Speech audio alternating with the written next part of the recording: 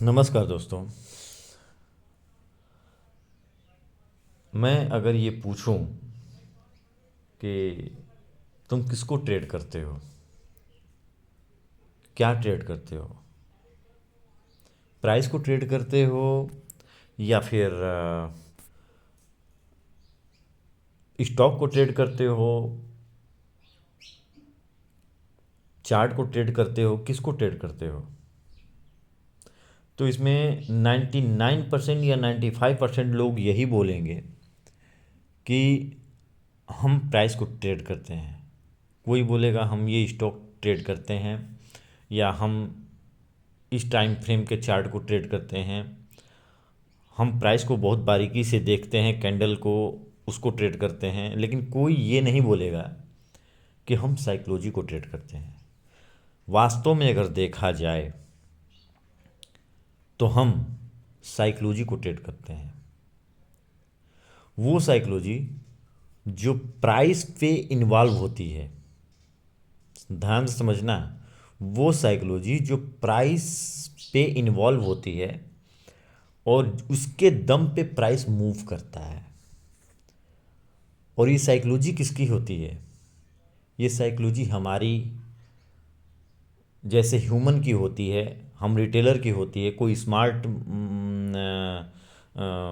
Person है उसकी है, हेज फंड का है, एफआईआई का है, डीआई का है, इंस्टीट्यूशन का है। बायर सेलर की साइकोलॉजी है। ये दो प्रतिद्वंदियों का मैच है जो आपस में लड़ते रहते हैं। देखो, एक चीज़ समझो आप, मैं टॉपिक पे आऊँगा रिपीट करके, अपनी बात रख के। कभी आप चेस खेले हो?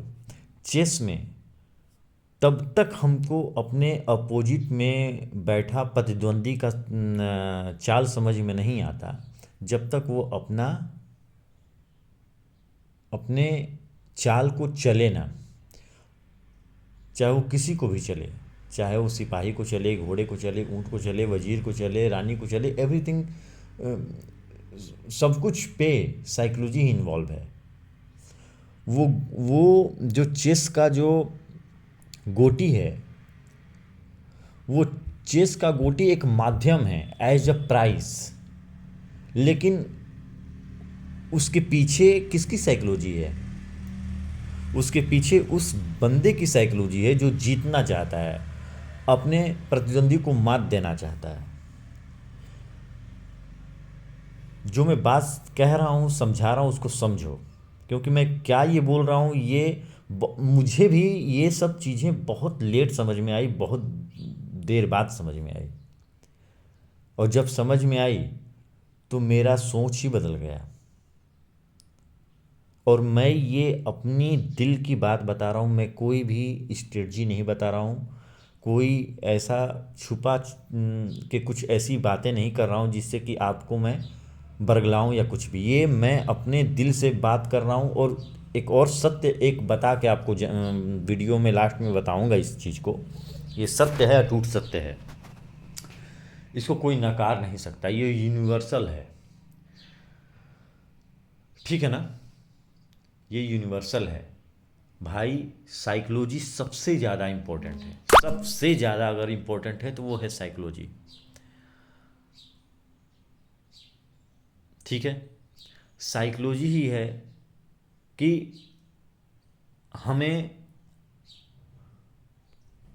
एंट्री बनाते वक्त हमारी सोच क्या कह रही है। अगर हमारे पास कोई भी इंस्टीट्यूशन, कोई भी हैज फंड है या कोई भी बड़ा प्लेयर है, अगर वो सेल करता है तो हमको ये चार्ट पे दिखता है। हम उसको ऑब्जर्व करते हैं, एनालाइज करते हैं, समझने की कोशिश करते हैं कि ये जो सेलिंग आई है ये किस लिए आई है, ये कौन सा लेवल है, यहाँ पे प्राइस में सेलिंग क्यों आई।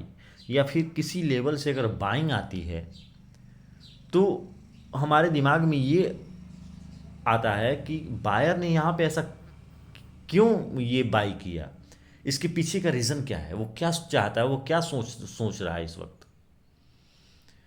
तो भाई जो मैं बता रहा हूँ उसको ध्यान से समझो। मैं बार बार ये बात बोल रहा हूँ, ये कोई नहीं बताएगा। कोई बोलता है कि मैं स्ट्रेटजी ये बता दूंगा, वो स्ट्रेटजी बता दूँ। स्ट्रेटजी यार तुम क्या स्ट्रेटजी बताओगे, कैसा स्ट्रेटजी बताओगे, तुम किसको बेवकूफ़ बना रहे हो, और लोग उसी को मतलब, मैं बहुत कभी कभी मैं सोचता हूँ कि इतना फील होता है मुझे कि आज निफ्टी, कल निफ्टी गैप अप ओपन होगा, कल निफ्टी गैप डाउन ओपनिंग होगा, कल निफ्टी क्रैश हो जाएगा। ये स्ट्रेटजी जान जाओगे तो करोड़पति बन जाओगे। 20,000 से 20 करोड़ की संपत्ति बनाया ट्रेडिंग से। इस टाइप का ये कैसा, ये क्या तुम सिखा रहे हो बंदे को। तुम रिस्क मैनेजमेंट सिखाते, तुम ट्रेडिंग साइकोलॉजी समझाते, तुम मार्केट एनालिसिस सिखाते, तुम प्राइस साइकोलॉजी समझाते, तुम प्राइस एनालिसिस समझाते, कुछ मतलब क्या तुम बता रहे हो, क्या तुम दिखा रहे हो, क्या समझा रहे हो। और सबसे ज़्यादा बेवकूफ़ वो हैं जो इन सब चीज़ों को तवज्जो देते हैं। मैं इतनी दिनों से मैं वीडियो बना रहा हूँ, भले मुझे अपनी बात चार्ट पे रखने की आदत नहीं और रख नहीं पा रहा हूँ, वो बात अलग की है।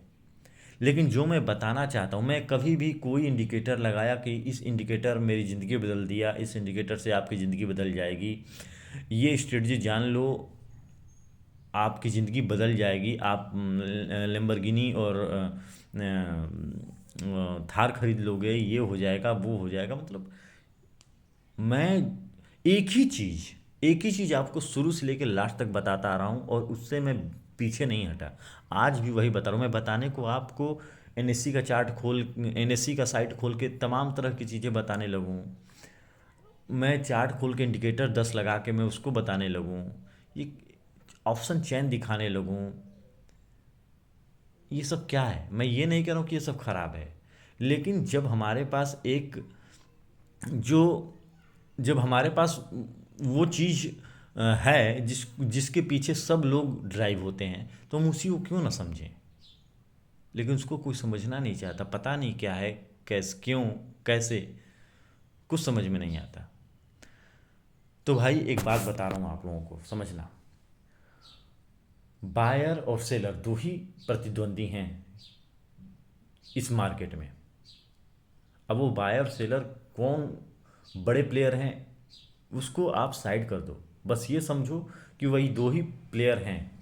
चाहे वो हमको ही मान लो, अपने आप को ही मान लो कि हम बायर हैं, समय पे बायर हैं, समय पे सेलर हैं।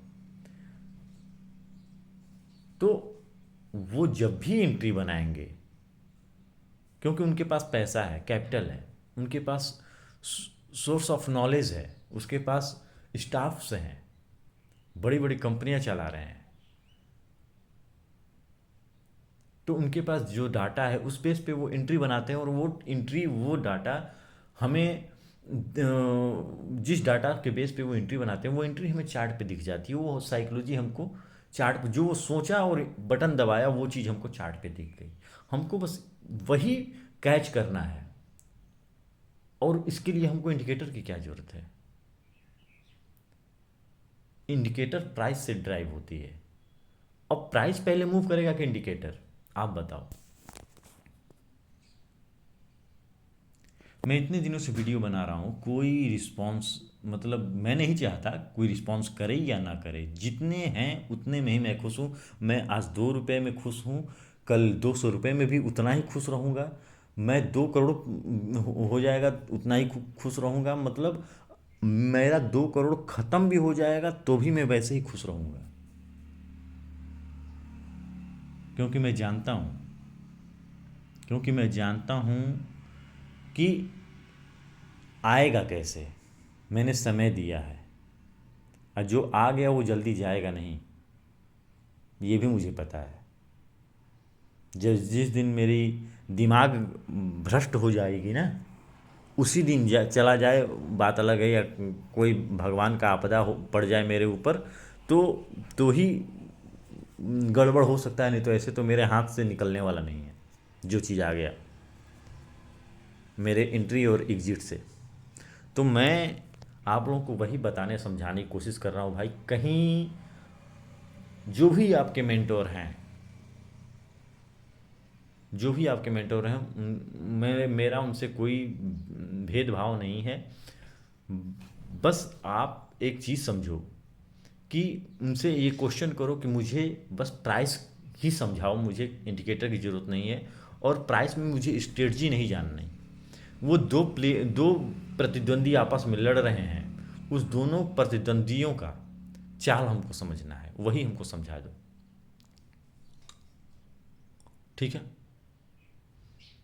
जो स्ट्रांग होगा हम उसी के साथ चल जाएंगे। हम वो लीडर हैं कि जो बड़ा पार्टी सत्ता में आएगी हम उसके साथ मिल जाएंगे, क्योंकि हम प्रॉफिट के लिए आए हैं, और प्रॉफिट वहीं मिल सकता है जहां भीड़ हो। जहां भीड़ हो प्रॉफिट वहीं मिलेगा आपको। समझ में आ रहा है? तो चलिए चार्ट पे चलते हैं और समझते हैं कि वो साइकोलॉजी क्या है। ये HDFC का 15 मिनट का चार्ट है, और 15 मिनट में भी मैं 15 मिनट में ही मैं एनालिसिस करूँगा। मैं डेली और वीकली पे नहीं जाऊँगा, ना 1 आवर ना 2 आवर। ये यूनिवर्सल जो स्टाइल है, जो बेस है, वो हर टाइम फ्रेम पे इन्वॉल्व होगी, ठीक है। वोलेटैलिटी वोलेटैलिटी बदल सकती है ज़रूर, ठीक है, लेकिन रूल वही रहेगा। जो वीकली पे है, जो डेली पे है, जो 1 आवर पे है, वही 15 मिनट पे, वही 1 मिनट पे भी रहेगा, ये मैं दावे के साथ कह सकता हूँ। तो चलो चार्ट पे चलते हैं, और ये 15 मिनट का चार्ट है। और हम कहीं भी रैंडमली, हम कहीं भी हम रोक देते हैं चार्ट को। ये HDFC का 15 मिनट का, HDFC बैंक का 15 मिनट का चार्ट है। तो देखो, ये 15 मिनट में मैं इसलिए रख रहा हूँ कि ये इंट्राडे पे भी और स्विंग से थोड़ा बहुत मिलता जुलता आसपास का है, और इसी पे एनालिसिस करने में हमको ज़्यादा बेहतर। थोड़ा चॉपी रहता है मार्केट, थोड़ा वोलेटाइलिटी ज़्यादा दिखती है, लेकिन हमको हम आपको समझा रहे हैं, इसलिए मैं ये कहना चाहता हूँ कि हम 15 मिनट पे करेंगे, और आप भी समझने का भरपूर कोशिश कीजिएगा। 2-3 बार वीडियो को देखना और समझना, ठीक है। ये मेरा यूनिवर्सल प्राइस एक्शन लोग कहते हैं, प्राइस एक्शन ही है ये एक्चुअली, लेकिन मैं इसको प्राइस साइकोलॉजी बोलता हूँ, क्योंकि इसमें टोटल थिंकिंग इन्वॉल्व है, क्रिटिकल थिंकिंग इन्वॉल्व है, साइकोलॉजी इन्वॉल्व है, ऑब्जर्वेशन इन्वॉल्व है। हमारी सोच, माइंड पे ज़्यादा लोड पड़ता है, जो मैंने ऑब्जर्व किया है, जो मैंने फील किया है, इसलिए मैं इसको प्राइस साइकोलॉजी ट्रेडिंग बोलता हूँ, ठीक है। अब चलते हैं हम, चलो यहीं से मैं एनालिसिस करना चालू करता हूँ। 19 तारीख, ये देखो, ये है 19 तारीख, और 19 तारीख से मैं स्टार्ट करता हूँ। वीडियो थोड़ा लंबा होगा, उसके लिए मैं माफ़ी चाहता हूँ, समझना इस चीज़ को। देखिए, प्राइस में यहाँ से गिरावट आई है, ठीक है। प्राइस में ये यहाँ पे क्लोजिंग हुई थी 15:15 पे। ये दिन था 18 नवंबर, ट्यूसडे, ठीक। कर्सर को देखना, कर्सर को ध्यान से देखना, ये ट्यूसडे 18 नवंबर, 25 तारीख, 15:15, ठीक है। यहाँ पे क्लोजिंग हुई थी प्राइस की। अब प्राइस में ये हमको इमीडिएटली दिखा कि प्राइस में यहाँ से टर्निंग पॉइंट, एक मतलब यहाँ पे सेलर थोड़ा स्ट्रॉन्ग है, ठीक है, ये हमको दिखा। अब जब हमको दिखा सेलर स्ट्रॉन्ग है, कैसे दिखा, तो ये भी समझ लो। वो वैसे दिखा कि प्राइस इस जोन में था, इस जोन को ब्रेक किया, मतलब ब्रेक किया तो ब्रेक बायर तो करेगा नहीं, नीचे की तरफ सेलर ही करेगा। तो जब सेलर किया तो हमको ये पता चल गया, ये हमको दिख गया कि यहाँ पे सेलर स्ट्रॉन्ग है इस लेवल पे, ठीक। मैं आराम से और आसान तरीके से बताने और समझाने की कोशिश कर रहा हूँ, तो ध्यान से समझना इस चीज़ को। मतलब नीचे की तरफ अगर ब्रेक हुआ है, तो मतलब अगर ब्रेक नीचे की तरफ हुआ है, तो मतलब कि सेलर स्ट्रॉन्ग है इस लेवल पे, ठीक। अब यहाँ पे प्राइस यहाँ पे ओपन होता है, 19 तारीख को, बुधवार को 19 तारीख को ओपन होता है, 19 नवंबर, ठीक है, 9:15, ठीक। अब ये प्राइस ओपन होता है। ओपन कहाँ होता है? प्राइस ओपन, ये ना हमारे, पहली बात सुन लो, प्राइस से बढ़ के ना हम हैं ना आप हैं। प्राइस ओपन होने को इसके ऊपर भी ओपन हो सकता है, ठीक। लेकिन जब प्राइस नीचे ओपन हुआ है तो हम उसी तरीके से प्राइस को देखेंगे। तो मतलब कि ये सप्लाई अभी ब्रेक नहीं हुआ, तो मतलब कि अभी सप्लाई अभी भी बरकरार है, ये जोन अभी भी बरकरार है, ठीक।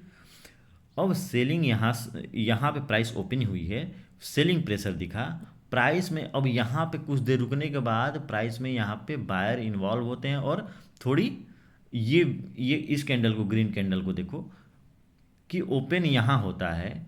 ओपन होने के बाद हाई लगाता है और लो यहाँ इस लेवल तक लगाता है, नीचे के लेवल तक, और क्लोजिंग हाई के पास ही कर देता है, ठीक।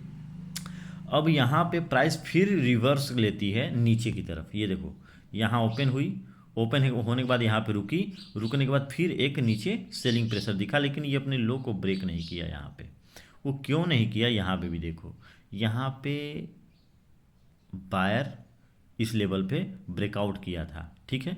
बायर का ये आप चीज़ देखो, हर लेवल पे कहीं ना कहीं यहाँ पे देखो ये लेवल पे ब्रेकआउट हुआ था, तो मतलब कि इस लेवल पे सेलर सॉरी बायर हैं, ठीक। इस लेवल पे बायर हैं, ठीक। अब यहाँ पे प्राइस, इनको अगर ना भी देखो तो हमको प्राइस को सिंगल कैंडल से नहीं, समूह से पता करना है, ठीक है ना। और प्राइस तभी मूव करेगी जब उसको लिक्विडिटी मिलेगी। अब ये प्राइस अपनी भूमिका बना रही है, अपनी नौटंकी दिखा रही है। नौटंकी क्या दिखा रही है? मतलब कि यहाँ पे जो सेलर, जो यहाँ पे सेलिंग प्रेशर दिखाया, वो अब बाइंग पोजीशन की तरफ कन्वर्ट होना चाहता है। तो कैसे कन्वर्ट होगा? वो हमको और आपको बेवकूफ़ बना रहा है। प्राइस में यहाँ पे गिरावट, प्रॉफिट बुकिंग कह लो उसको, या फिर जो समझना है समझ लो। प्राइस इस टाइप का स्विंग बनाता है, और स्विंग बनाने के बाद प्राइस यहाँ से ओपन होता है, ठीक। ओपन होता है और इस लेवल पे देखो, इस स्विंग को देखो, जब यहाँ पे सेल एंट्री बहुत लोगों की बन गई ना, यहाँ पे इस लेवल पे स्विंग एंट्री बनी, और कुछ लोग यहाँ पे एंट्री बनाए कि प्राइस यहाँ से नीचे गिरेगी, ठीक। यहाँ पे उसको लिक्विडिटी क्रिएट मिली, मतलब कि लिक्विडिटी क्रिएट हो चुकी थी, ठीक। तभी प्राइस ने यहाँ पे क्या किया, एक ब्रेकआउट दिया, और ब्रेकआउट देने के बाद इसकी भूमिका देखो। अब यहाँ पे सप्लाई था, तो सब सप्लाई था, तो जो एंट्री लिया है यहाँ पे ना, वो यहाँ पे निकलना चालू हो गए, ठीक। अब निकलना चालू हो गए, तो निकलने के बाद कुछ लोग सोचे कि प्राइस में यहाँ पे गिरावट आई है, तो हमको सेल पोजीशन क्रिएट करना चाहिए, प्राइस इस लेवल तक आएगी, ठीक, यहाँ तक हम प्रॉफिट ले सकते हैं, ठीक। अब फिर एंट्री बनाना लोग चालू किए। इस हिस्ट्री को देखते हुए, हिस्ट्री हमेशा रिपीट नहीं होती यार। मैं बार बार आपको समझाने की कोशिश कर रहा हूँ। ये लोग कहते हैं ना कि हिस्ट्री रिपीट होती है, हिस्ट्री रिपीट होती है, लेकिन भाई हिस्ट्री इम्पोर्टेंट आपकी, वो जो पीछे जो जिसको हम देख नहीं पा रहे हैं, जिसको हम देख नहीं पा रहे हैं, उसकी एंट्री और एग्जिट को हम बस देख पा रहे हैं चार्ट पे। वो क्या सोच रहा है वहाँ बैठे बैठे, वो क्या करना चाहता है, जब तक वो चाल नहीं चलेगा हम कैसे समझ लेंगे? हमको वेट करना पड़ेगा उस, जब तक वो सोच रहा है चेस बोर्ड के सामने, जब तक मेरी प्रतिद्वंदी चाल नहीं चलेगा, हम नहीं समझ पाएंगे कि ये ऊँट को चला है तो किस मकसद से चला है। ठीक समझ में आ रही बात? तो जब तक वो अपनी भूमिका नहीं दिखाएगा, हम कैसे पकड़ लें कि वो क्या सोच रहा है, क्या चल रहा है। अब यहाँ पे आप चीज़ देखो कि यहाँ पे हमने वेट किया, यहाँ पे हमने मान लिया कि यहाँ तक प्राइस गई, प्रॉफिट ले लिया, और उसके बाद यहाँ पे अब आराम से बैठा कि ये करना क्या चाहता है, सेल करना चाहता है या बाय करना चाहता है। तो हम क्लीन करता हूँ इसको, एक बार देखना समझना इस चीज़ को। अब यहाँ पे एक चीज़ देखो, अगर प्राइस को नीचे आना होगा ना, तो वो आएगी कहाँ तक? प्राइस जब भी यहाँ से गिरेगी तो आके यहीं पे रुकेगी, इसी जोन में आके वापस रुकेगी, ठीक है। क्योंकि यहाँ पे बायर थे, तो ज़रूरी नहीं कि तोड़ के एकदम नीचे, और तोड़ भी दिया ना तो प्राइस रिटेस्ट करने ज़रूर यहाँ पे आएगा। अब यहाँ पे जब आएगा तो ये भी गारंटी नहीं कि प्राइस नीचे चला जाएगा, हो सकता है कि ट्रैप करके और ऊपर की तरफ निकल जाए। एवरीथिंग इज पॉसिबल, ऐसा होता है मार्केट में। मार्केट इस लो को ब्रेक करने के बाद भी अंदर घुस जाएगा और घुसने के बाद ऊपर की तरफ जर्नी अपनी चालू कर देगा, या फिर प्राइस यहाँ ब्रेक करेगा, यहाँ पे रुकेगा और नीचे की तरफ आ जाएगा, अपनी डाउन ट्रेंड की जर्नी स्टार्ट रखेगा। तो ये कहना कि हिस्ट्री रिपीट होती है, तो ये हाँ, हिस्ट्री अब रिपीट देखो कैसे हो रही है। हिस्ट्री प्राइस में यहाँ पे जब प्राइस ऊपर गया तो यहाँ पे प्रॉफिट बुकिंग हुआ, और होने के बाद प्राइस यहाँ पे इस जोन में देखो, प्राइस इस जोन में बाय और सेलर कुछ पता नहीं चल रहा है। ये एक्यूमुलेशन है कि डिस्ट्रीब्यूशन है, ये पता तब चलता है ना जब एक्यूमुलेशन और डिस्ट्रीब्यूशन जोन को ब्रेक कर देता है। डिस्ट्रीब्यूशन तब जब नीचे ब्रेक होता है, एक्यूमुलेशन तब कि प्राइस ऊपर निकल जाता है, ठीक है, ब्रेक करके। तो यहाँ पे प्राइस इस रेंज में, अब रेंज में इस छोटे से रेंज में है, मतलब क्या, मतलब ये कि सेलर सोच रहे हैं कि मैं नीचे लेके चला जाऊं, बायर सोच रहे हैं कि मैं ऊपर लेके चला जाऊं। प्राइस एक रेंज में फंस गया है, ठीक है। अब यहाँ पे लिक्विडिटी क्रिएट हो रही है, कहाँ, नीचे की तरफ बायर का लिक्विडिटी, ऊपर की तरफ सेलर की लिक्विडिटी। समझ में आ रहा है? सॉरी, यहाँ पे ये ऊपर सप्लाई जोन, नीचे डिमांड जोन। अब सेलिंग क्रिएट की जा रही है, बाइंग की जा रही है, ठीक है। अब सेलिंग क्रिएट की जा रही है, बाइंग क्रिएट की जा रही है। अब ऊपर नीचे दोनों तरफ लिक्विडिटी क्रिएट हो रही है, ठीक है ना।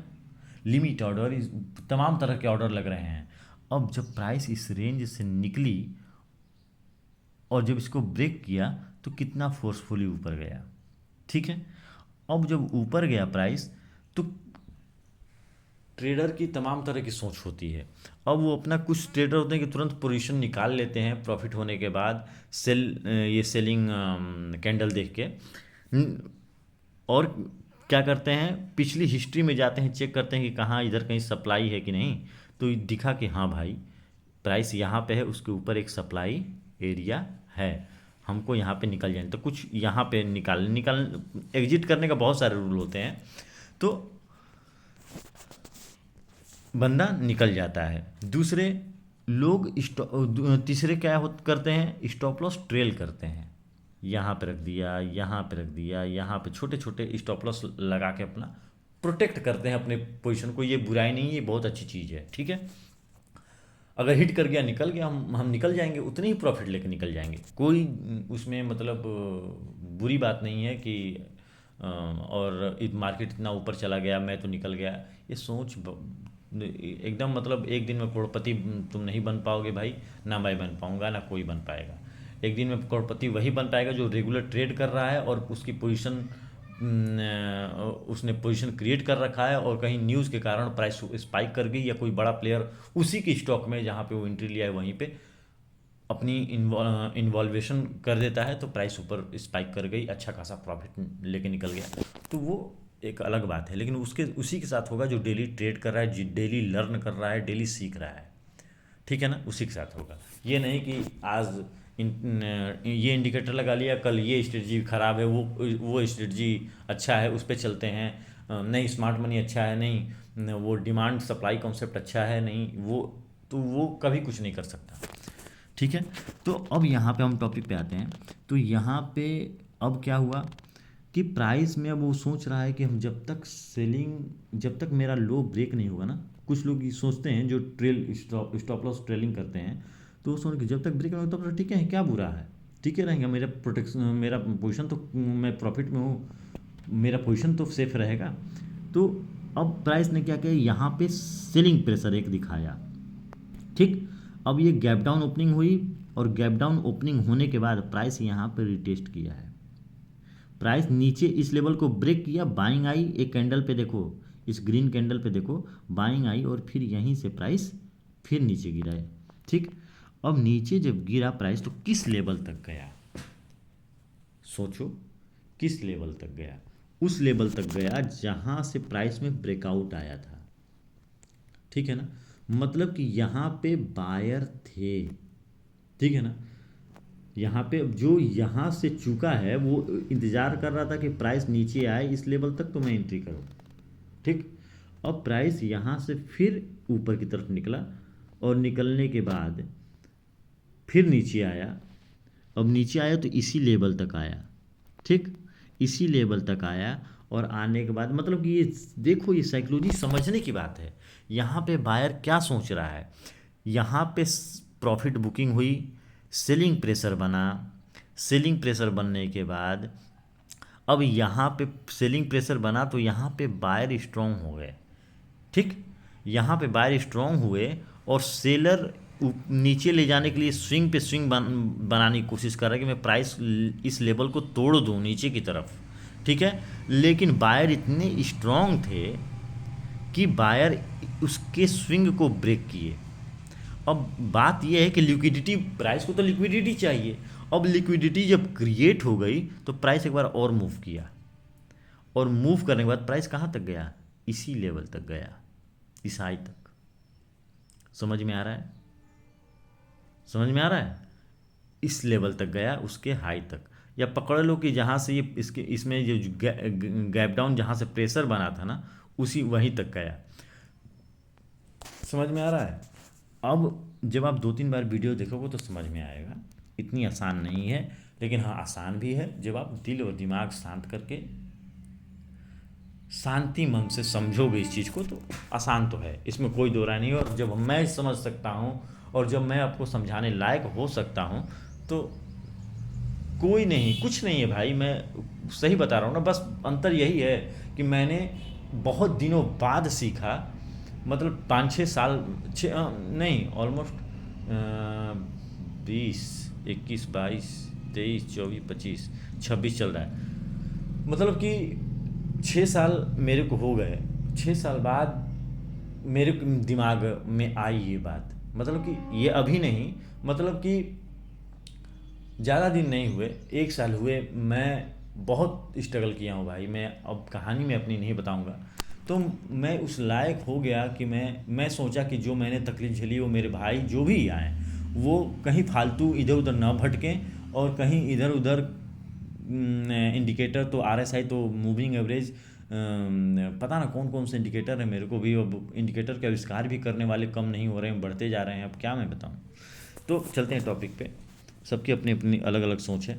अब यहाँ पे देखो, यहाँ पे इस लेवल को मैं थोड़ा क्लीन कर देता हूँ इस चीज़ को। और यहाँ पे एक चीज़ देखो कि प्राइस ने यहाँ पे पहुँचा, लेकिन अब प्राइस को क्या लोग कहते हैं ना कि प्राइस इस तरह से मूव करना चाहिए, गिरते वक्त इस तरह से मूव करना चाहिए। ठीक, साइडवेज है तो इस तरह से मूव करना चाहिए। ठीक, यही 3 होते हैं ना रूल। तो अब यहाँ पे देखो, ये हाई यहाँ पे लगाया। ठीक, अब प्राइस यहाँ पे जो स्विंग ये बनाते जा रहा है ना, तो ये स्विंग को ब्रेक नहीं करना चाहिए था, इससे वीकनेस दिखती है। अब यहाँ पे क्या है कि प्राइस अगर ब्रेक भी किया तो ऊपर जाना था ना, तो ये ऐसे निकल जाना था। ब्रेक करने के बाद, ट्रैप करने के बाद यहाँ पे प्राइस अंदर घुस के ऊपर जा सकती थी, या फिर ब्रेक भी नहीं करती तो इसी लेवल को रिस्पेक्ट करके ऊपर निकल जाती।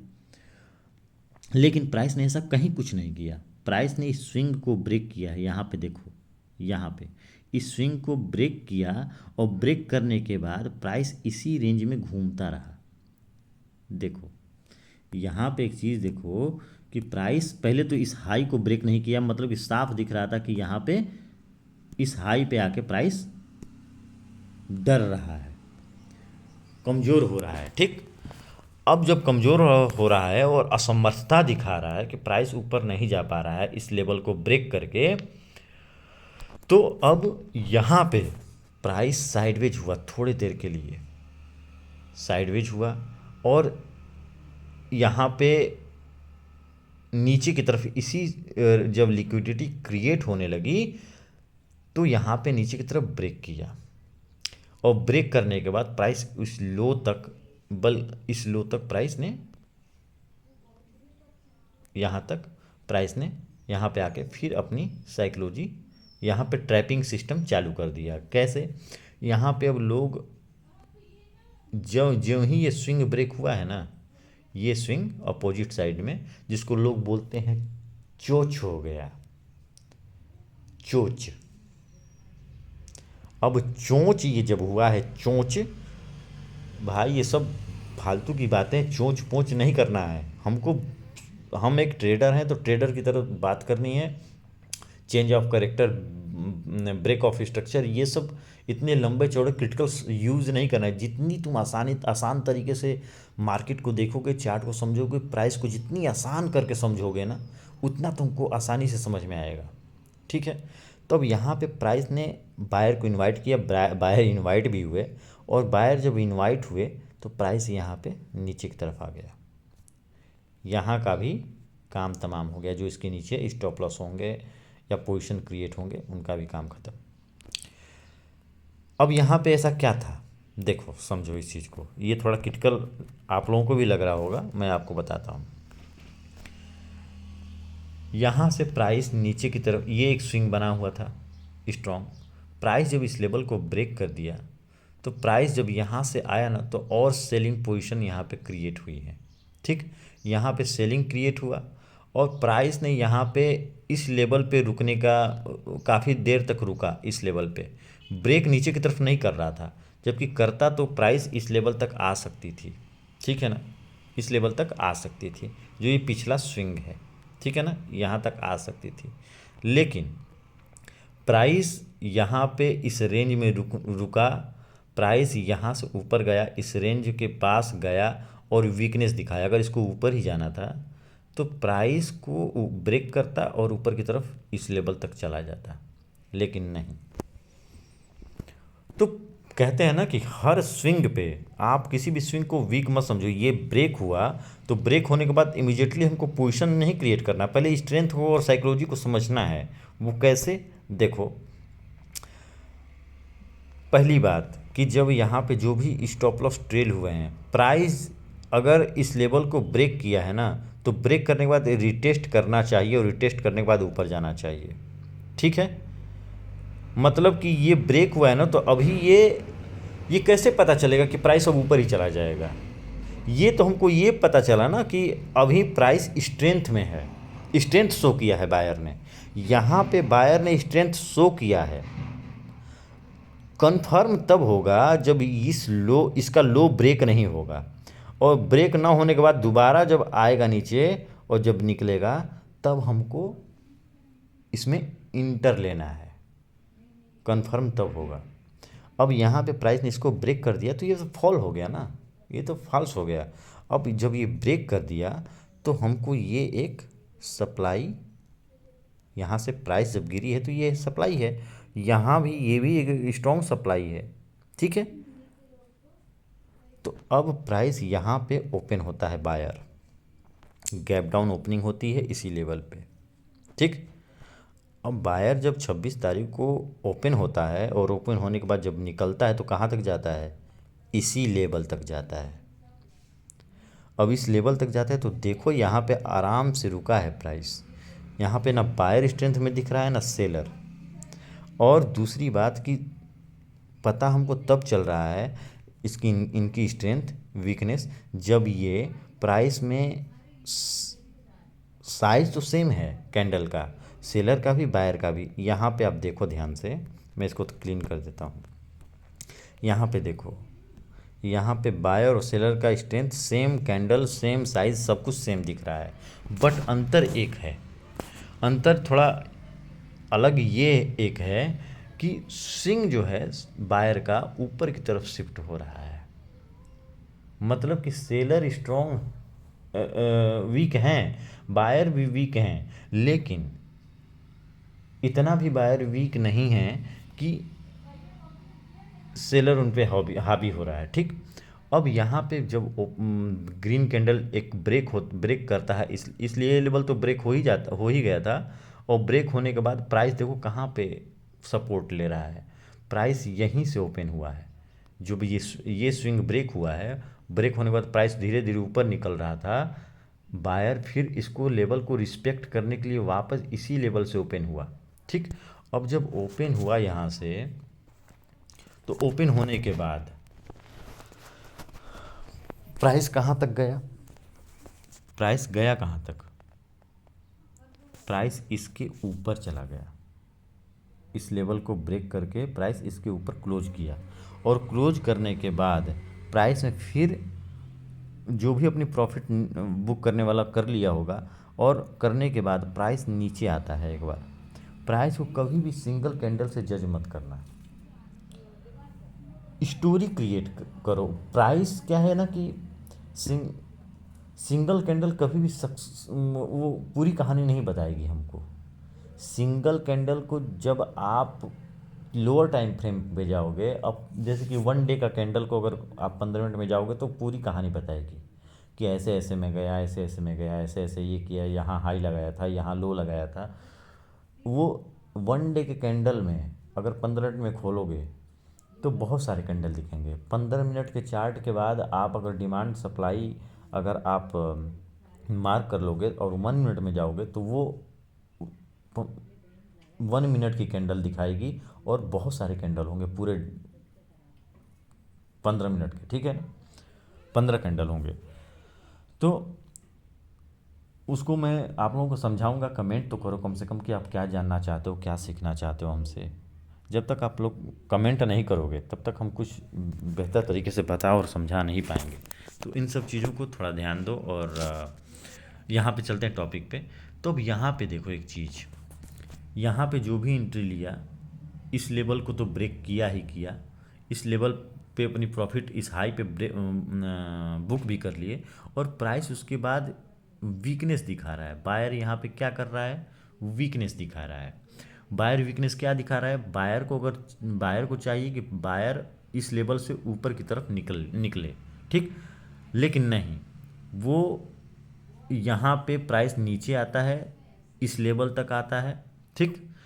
हमको सेल एंट्री नहीं करना है अभी, जब तक यहाँ पे एक चीज़ देखो, जब तक ये लेवल मेजर स्ट्रक्चर जब तक ब्रेक नहीं हो तब तक हम ये नहीं कह सकते कि सेलर स्ट्रॉन्ग है, ठीक।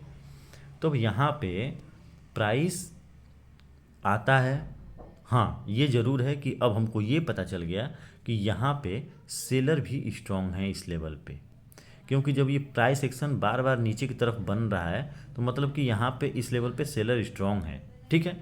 अब जब सेलर स्ट्रॉन्ग है यहाँ पे, तो जब सेलर यहाँ पे स्ट्रॉन्ग है तो एक चीज़ देखो, अगर मैं इस जोन को मार्क करूँ तो प्राइस ओपन कहाँ होता है, हुआ है, ठीक है। अब यहाँ पे देखो, यहाँ पे ध्यान से देखना कि यहाँ पे अगर सेलर स्ट्रॉन्ग है और इस लेवल पे हमारा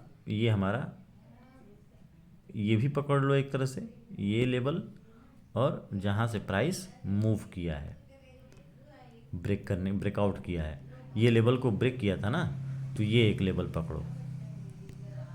अब प्राइस इस लेवल पे जब ओपन हुआ तो हमारे दिमाग में यही होना चाहिए, सिंपल, क्योंकि ये सेलिंग इलाका है और प्राइस यहाँ पे आके वीकनेस दिखा रही थी, इस लेवल पे वीकनेस दिखा रही थी बायर।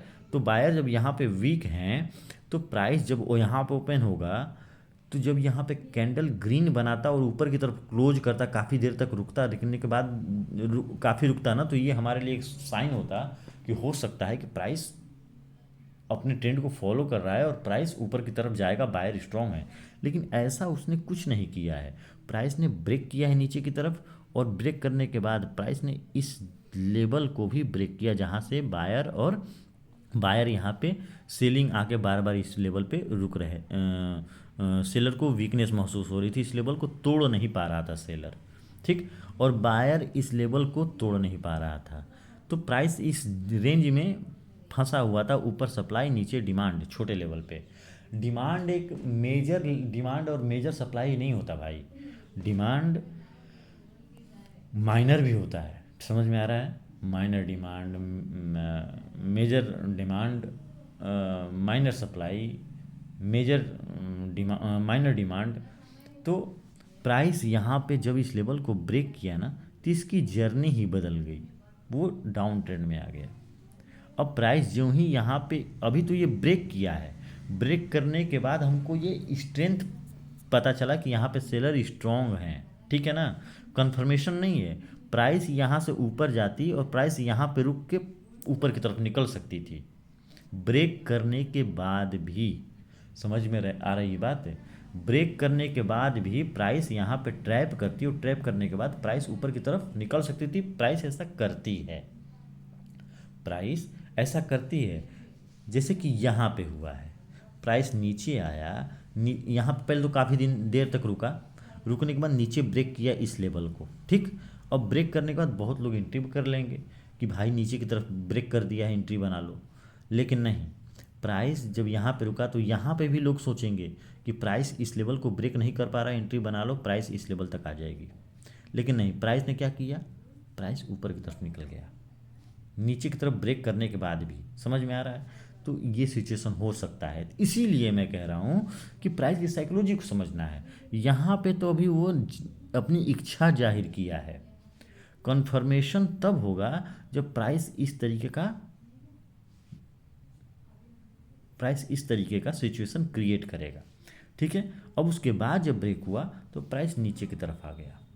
वीडियो काफ़ी लंबा हो जाएगा, मैं कल भी इसी टॉपिक पे बात आप लोगों से करूँगा, और हमेशा करूँगा जब तक आप लोगों को प्राइस साइकोलॉजी ढंग से ना आ जाए। समझ में आ रही है? तो यहीं पे बंद करते हैं, 40 मिनट का वीडियो हो गया, 40-41 मिनट का। मैं आप लोगों से बस यही बात कहूँगा कि बहकावे में या फिर किसी स्ट्रेटजी के पीछे, या फिर किसी, मतलब आप जो मैं बता रहा हूँ उसको भी आंख बंद करके भरोसा मत करो। आप अपना चार्ट खोलो, 15 मिनट का ही खोलो या फिर डेली टाइम फ्रेम का खोलो, 1 आवर का खोलो, बैक टेस्ट करो, रिसर्च करो, खुद से मेहनत करो, एनालिसिस करो कि जो मैं बता रहा हूँ वो सही है कि नहीं है।